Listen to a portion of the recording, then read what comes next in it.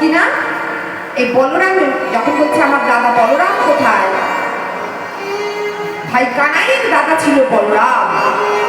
তা এই বলরামের কোথায় জন্ম হয়েছিল? এই বলরামের জন্ম হয়েছিল এই কলিযুগে। আপনারা অনেকে হয়তো গেছে বা জাননি, যারা গেছেন দেখেছেন, যারা জাননি তারা অবশ্যই দেখে আসবেন। বীরভূম জেলার একচক্র গ্রামে হারাই পণ্ডিতের গৃহে মা পদ্মা দেবীর কোল আলো করে জন্ম হয়েছিল কার না? কৃষ্ণের দাদা বলরাম।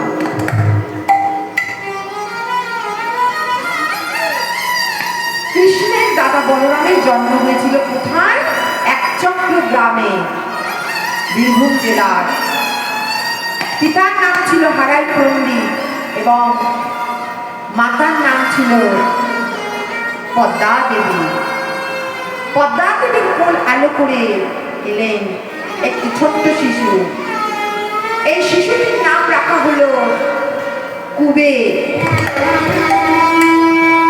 এত সুন্দর দেখতে হয়েছিল কুবেরকে। ছোট্ট একটি শিশু, ফুটফুটে একটি ছোট্ট শিশু মায়ের কোল আলো করে এলো। শিশুটিকে এত সুন্দর দেখতে হয়েছিল যে সমস্ত ধনরত্নকে সে হার মানিয়ে দেয়।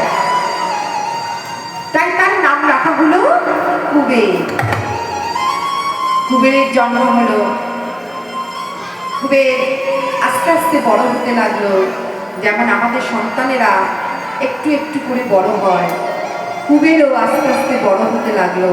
ছোট্ট শিশুটি মায়ের কাছে ওই রামায়ণ মহাভারতের কথা শুনে আর কি করে? আর খেলা করে। কি খেলা করে না, মায়ের কাছে রামায়ণ মহাভারতের গল্প শুনে আর কি খেলা করে না, রামলীলা খেলা করে। রামলীলা মানে ধরুন কুবের কাউকে সাজাতো হনুমান, কাউকে বা সাজাতো সীতা, মানে তার যারা সঙ্গী ছিল। আবার কাউকে বা সাজাতো রাবণ, কাউকে সাজাতো হনুমান। কিন্তু কুবের সর্বদাই লক্ষণ সাজত। কুবের সর্বদাই লক্ষণ সাজতে। তা এইভাবে খেলা হচ্ছে। তা খেলা করতে করতে এমন সময় কে যেন ডাকলো। আবার সেই ডাক, আবার সেই ডাক, দাদা বলো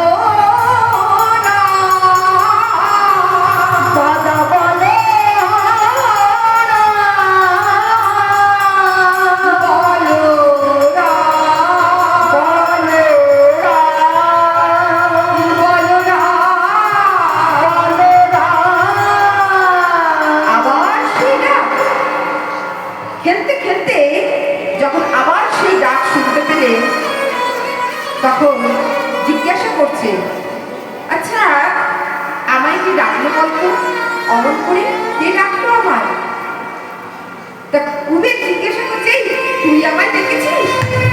তুই কি আমায় ডেকেছিস? বলছে না না, আমি তো তোকে ডাকিনি। তুই ডাকিসনি?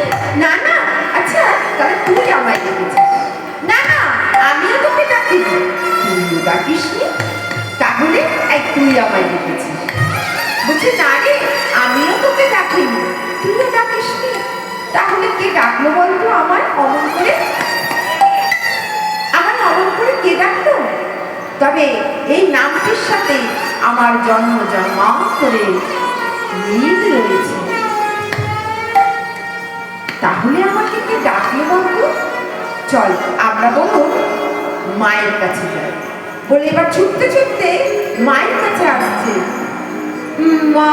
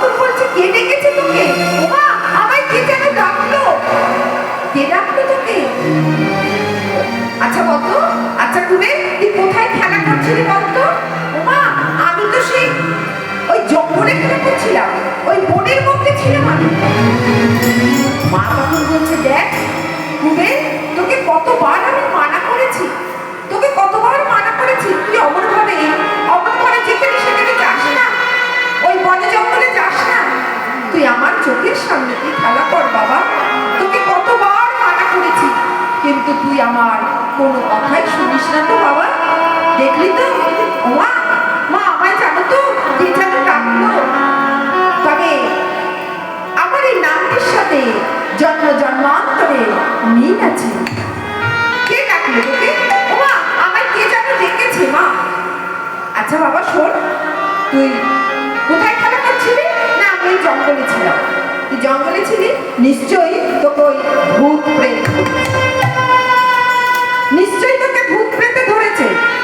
বলছে ও মা, আমায় ভূত প্রেতে কেমন করে ধরবি? আমরা তো রামলীলা করি, আমরা ভূত তাড়ানোর গান করি। ভূত তাড়ানোর গান? সেটা আবার কি রে?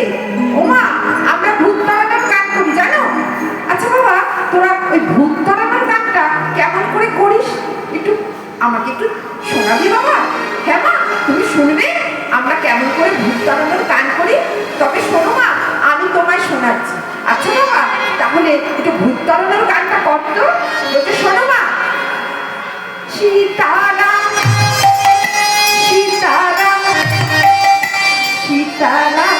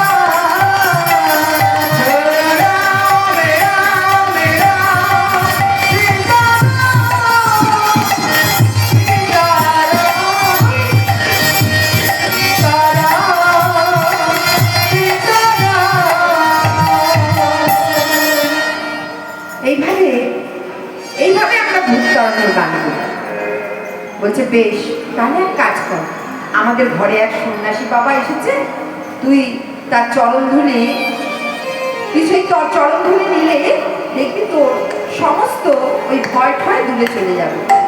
এই বলে মা কি করেছেন, মা বলছেন কুবের তুই আয়, তুই চরণ ধুলি নে। এই বলে কুবেরকে নিয়ে এসেছে। এইবার এই যে সাধু বাবা, এই যে বৈষ্ণব এসেছে, কে ইনি?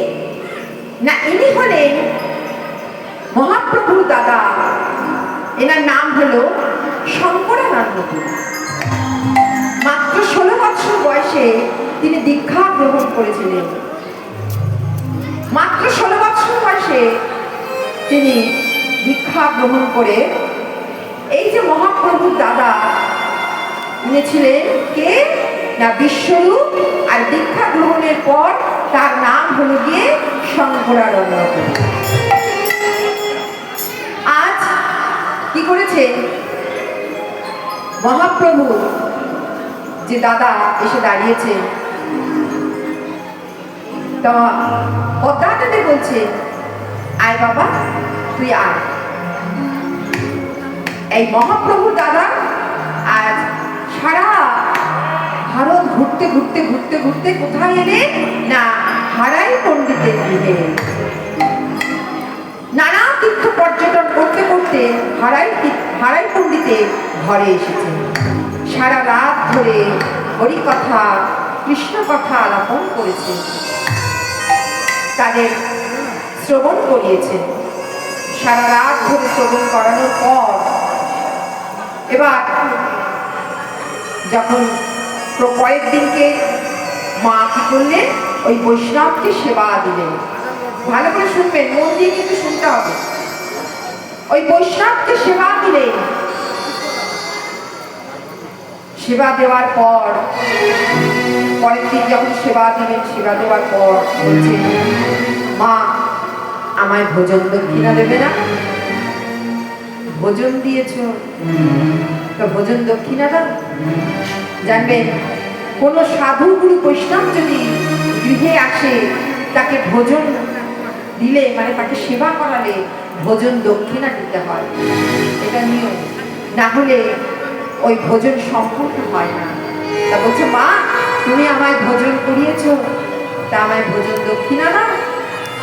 বলছে, তখন পদ্মাবতী বলছে, এই যে বাবা আমি এই বলে ওই আঁচল দিকে যেই খুলে দিতে গেছে, দক্ষিণা দিতে গেছে, সঙ্গে সঙ্গে সঙ্গে সঙ্গে সেই বৈষ্ণব বলছে, না তুমি কি করছো? তুমি কি করছো আমার? কেন বাবা? তোমায় ভোজন দক্ষিণা দিচ্ছি। ভোজন দক্ষিণা দিচ্ছ? জানো অর্থ দিলে পরমার্থকে পাওয়া যায় না, আর তুমি আমায় ভোজন দক্ষিণা দিচ্ছ। তা বাবা আমি তাহলে তোমায় কি দেবো? বলছে, আমি যা চাইবো তা তোমার কাছেই আছে। বলছে, তুমি যা চাইবে আমার কাছে আছে? বলছে, হ্যাঁ আমি যা চাইবো সেটা তোমার কাছেই আছে। আচ্ছা বাবা বলো তাহলে আমি কি দিতে পারি তোমাকে? বলছে, শোনো, আগে তুমি 3 শব্দ করো, 3 বার তুমি প্রতিজ্ঞা করো, বলো আমি যা চাইবো তুমি আমায় তাই দেবে। সন্ন্যাসী ঠাকুর, তুমি যা চাইবে আমি তোমায় তাই দেবো। আবারও বলো, আমি যা চাইবো তুমি আমায় তাই দেবে। আমি প্রতিজ্ঞা করলাম, তুমি যা চাইবে আমি তোমায় তাই দেবো। আবারও বলো, আমি যা চাইবো তুমি আমায় তাই দেবে। আমি প্রতিজ্ঞাবদ্ধ, তুমি যা চাইবে আমি তোমায় তাই দেব। বেশ, দেখো তুমি কিন্তু 3 বার আমার কাছে প্রতিজ্ঞা করলে। আমি যতবার বলেছি আমি যা চাইবো তুমি আমায় তাই দেবে, তুমি ততবার বলেছ যে আমি যা চাইবো তুমি তাই দেবে। বেশ, 3 বার সত্য করিয়ে নিল। তাই কি বলছে, 3 সত্য আবদ্ধতারে পড়াইল আগে। 3 বার প্রতিজ্ঞা করিয়ে নিল। হ্যাঁ, 3 বার প্রতিজ্ঞা করিয়ে নিয়ে এবার কি চাইলো সেই বৈষ্ণব? 3 সত্য আবদ্ধতারে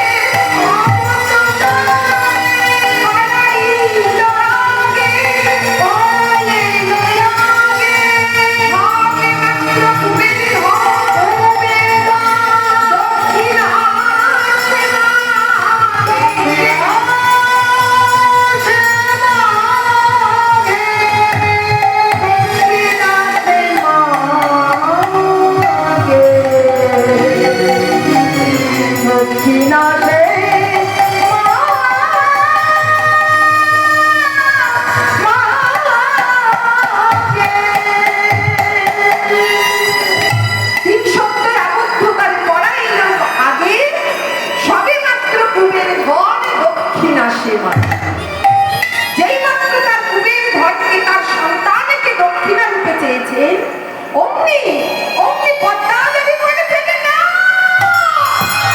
না না না বলে না।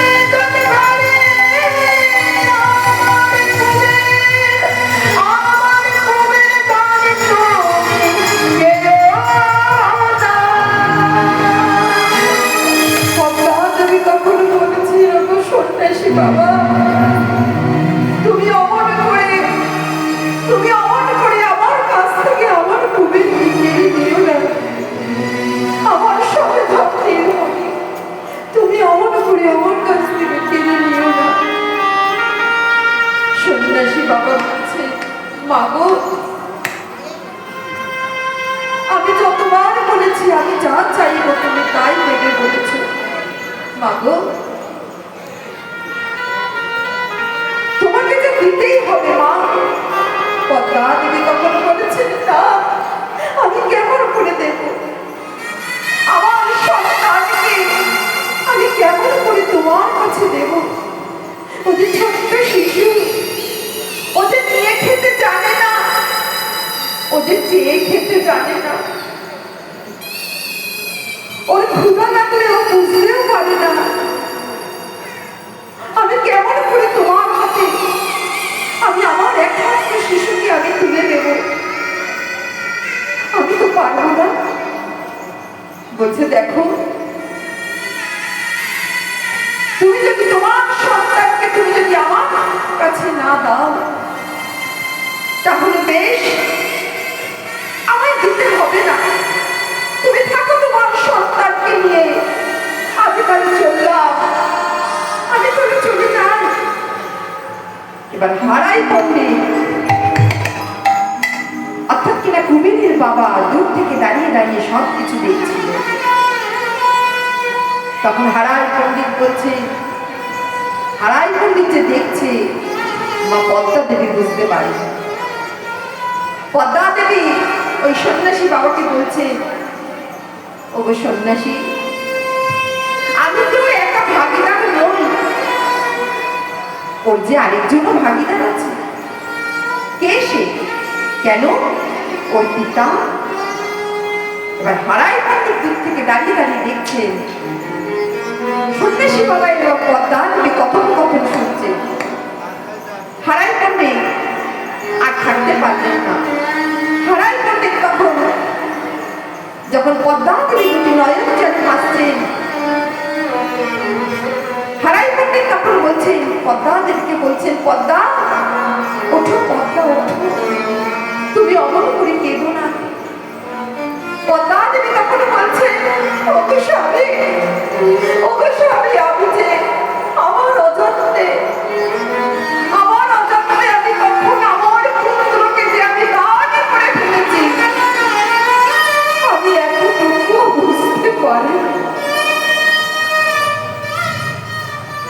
হারাই পণ্ডিত তখন বলছে, পদ্মা ওঠো, পদ্মা ওঠো, তুমি অমন করে কেঁদো না। শোনো পদ্মা, যখন কুবেরের জন্ম হয়েছিল, জন্মগ্রহণের পর আমি ওর পুষ্টি বিচার করেছিলাম। আমি ওর পুষ্টি বিচার করেছিলাম। পুষ্টি বিচার করে কি পেয়েছি জানো? পুষ্টি বিচার করে আমি পেয়েছি ও মাত্র 12 বছর পর্যন্ত আমাদের থাকবে, কিন্তু 12 বছরের পর ও আমাদের আর থাকবে। 12 বছরের পর ও আর আমাদের থাকবে না। তাই তুমি ওকে যেতে দাও, ওকে যেতে দাও পদ্মা, ওকে চলে যেতে দাও। এই কথা শুনে তখন কুবের বলছে, আমায় কোথায় যেতে বলছো? আমি কোথায় যাব? বলছে, তখন বলছে, শোনো। হারাই পণ্ডিত বলছেন, শোনো, তোমায় যেতে হবে। রামচন্দ্র যেমন পিতৃসত্য পালনের জন্য 14 বছর বনে গিয়েছিলে, তেমনি তোমাকেও যেতে হবে। কারণ তোমাকে যেতে হবে কিসের জন্য? তুমি না গেলে জীব নাম পাবে, তুমি না গেলে জীব নাম পাবে না। তাই তোমাকেও যেতে হবে, তোমাকেও যেতে হবে। যে এই কথা বলেছে, এবার পিতা মাতার চরণ দুটি জড়িয়ে ধরে কুবের বলছে, ওগো পিতা, ওগো মাতা, আমার বিদায় দাও, আমার বিদায় দাও, আমার তো যেতে হবে, আমার বিদায় দাও।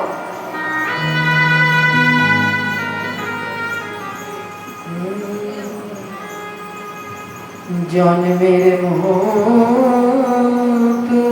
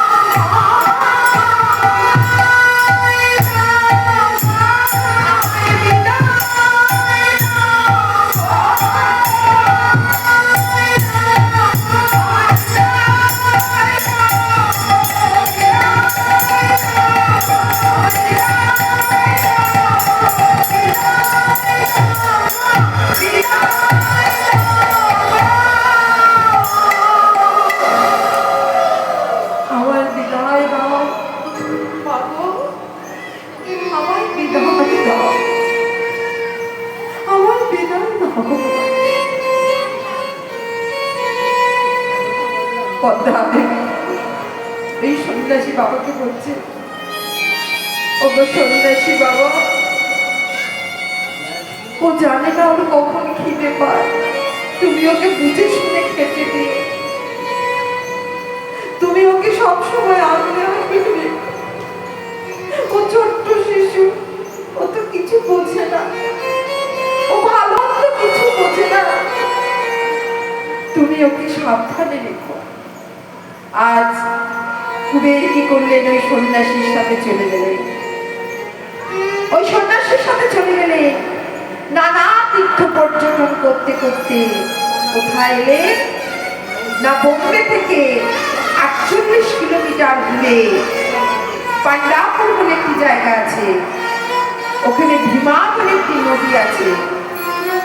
বললেন, তুমি ওই নদী হতে স্নান করে এসো। নদী হতে স্নান করে এলো।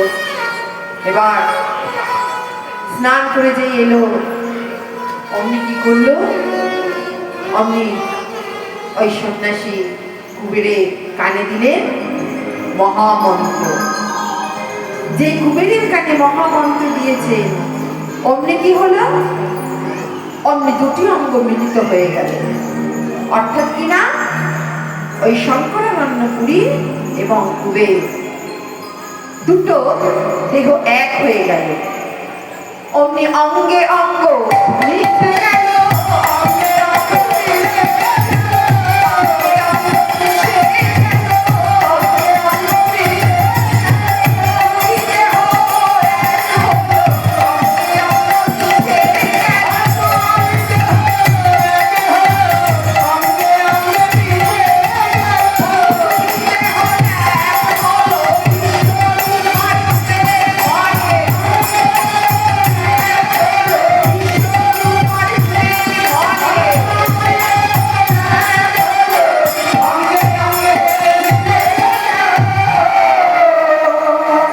দেহ যখন এক হয়ে গেল, অমনি বলছে, শোনো, আজকে থেকে তোমার কি নাম হলো জানো? বলছে, ও সন্ন্যাসী বাবা, তুমি কোথায়, কোথায় তুমি? বলছে, আমি তোমার অন্তরে আছি, আমি তোমার ভেতর প্রবেশ করেছি। আর আজ হইতে তোমরা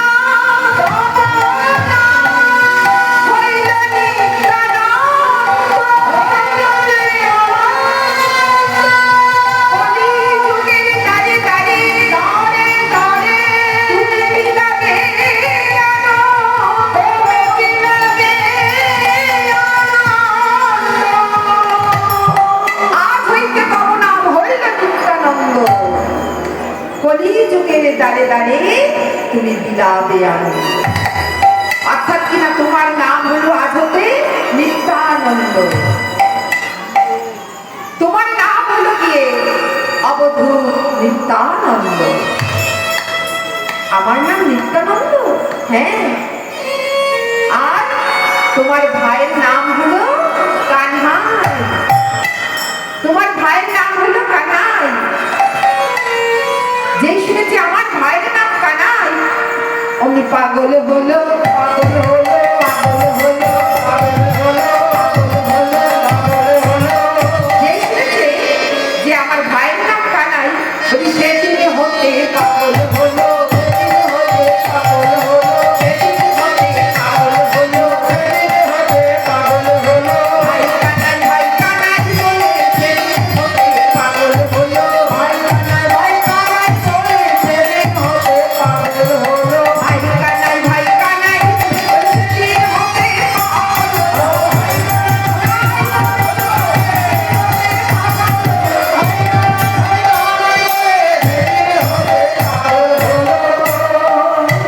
যে শুনেছে যে আমার ভাইয়ের নাম কানাই, এবার যাকে দেখছে তাকে জিজ্ঞাসা করছে, আচ্ছা তুমি কি আমার ভাইকে দেখেছো?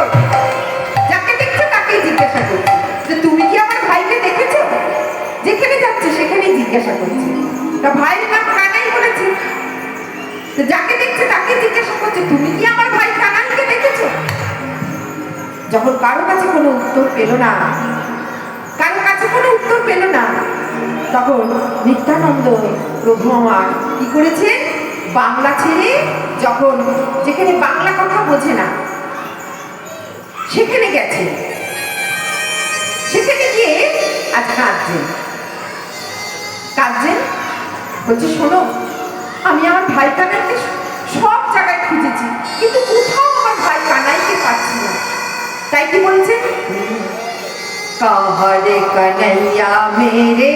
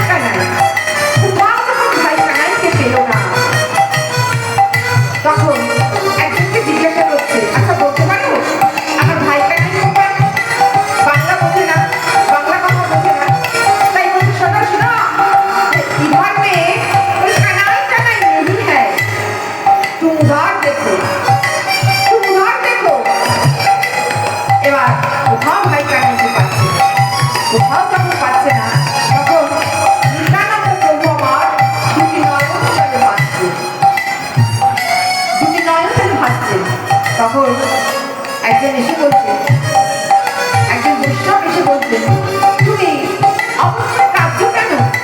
কি হয়েছে তোমার? কেন কাঁদছো? বলছে, আমি কাঁদছি কেন জানো? আমি আমার ভাই কানাইকে কত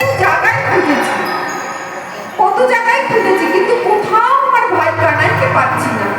বলতে পারো আমার ভাই কানাইকে কোথায় গেলে পাবো? বলছে, শোনো, কানাই তো এখানে থাকে না, কানাই থাকে সেই বৃন্দাবনে। তুমি বৃন্দাবনে যাও, বৃন্দাবনে গেলে তুমি কানাইকে পাবে। বলছে, বেশ, তাহলে আমি বৃন্দাবনে যাই, বৃন্দাবনে গেলে আমি আমার ভাই কানাইকে পাবো। এই বলে ওই নিত্যানন্দ প্রভু আমার কি করেছে, ওই বৈষ্ণবের চরণ ধুলি মাথায় তুলছে।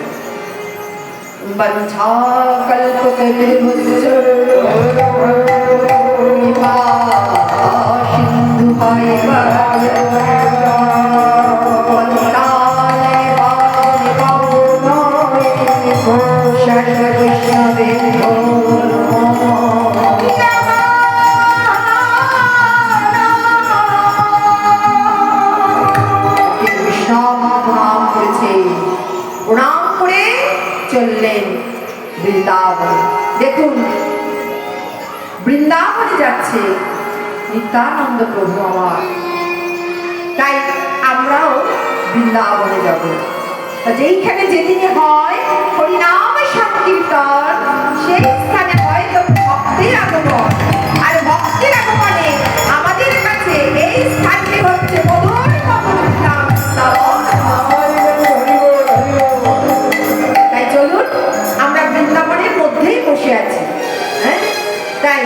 বৃন্দাবনে যেতে গেলে কার ধ্বনি দিতে হয়? রাধা, রাধারানীর ধ্বনি দিতে হয় তো, রাধে রাধে, তাই না? হ্যাঁ, রাধারানীর জয়ধ্বনি দিতে হয়। তাই আসুন আমরা জয়ধ্বনি দিতে দিতে আমাদের এই মনটাকে বৃন্দাবনে নিয়ে যাই। আমরা বৃন্দাবনে বসে আছি, মনটা যাবে শুধু বৃন্দাবনে। তাই আসুন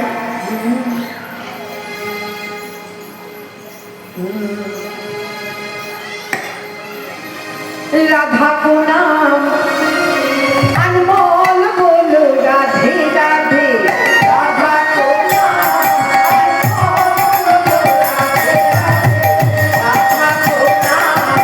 अनमोल बोलो राधे राधे, राधा को नाम अनमोल बोलो राधे राधे, राधा को नाम अनमोल बोलो राधे राधे,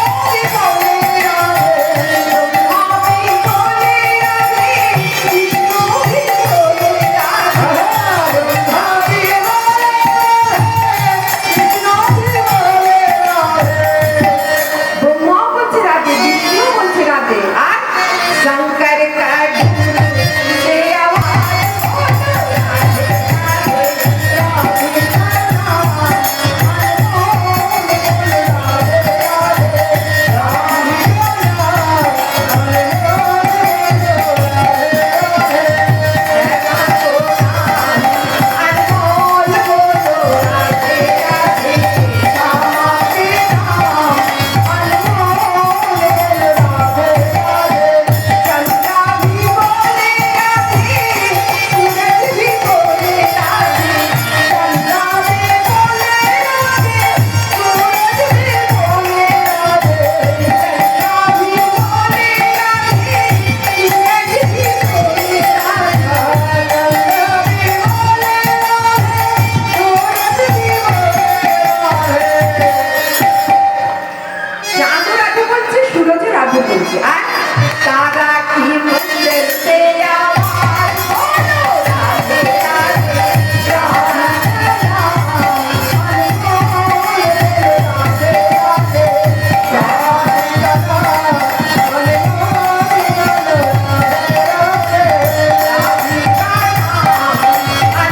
अनमोल बोलो राधे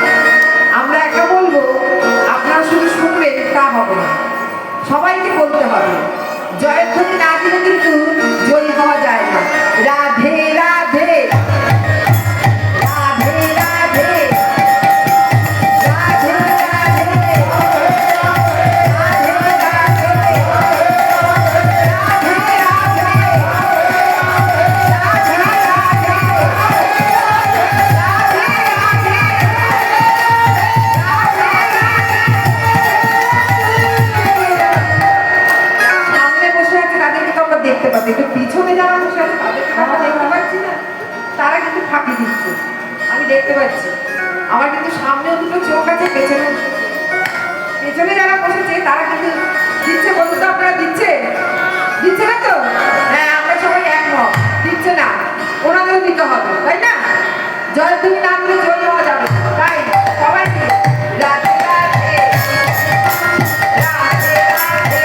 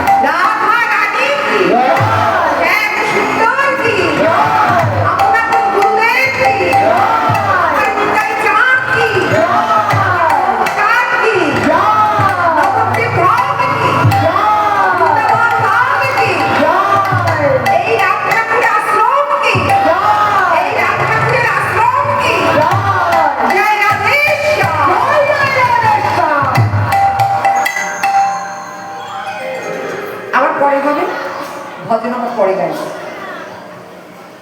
পরে গাইব, সবাই মিলে আমরা নাচবো লাস্টে। হ্যাঁ, আগে পদাবলীটা শেষ করি, লাস্টে গাইব। তা এইভাবে আজকে নিত্যানন্দ প্রভু আমার কোথায় এলেন না বৃন্দাবনে এলেন। এবার বৃন্দাবনে এসে আজ কি করেছে না যমুনার তীরে বসে আছেন, যমুনার তীরে বসে আছে। বলছে এখনো সেই যমুনা আছে, আমি যমুনার যাই বলে যমুনার কাছে এসেছি। তাই কি বলছে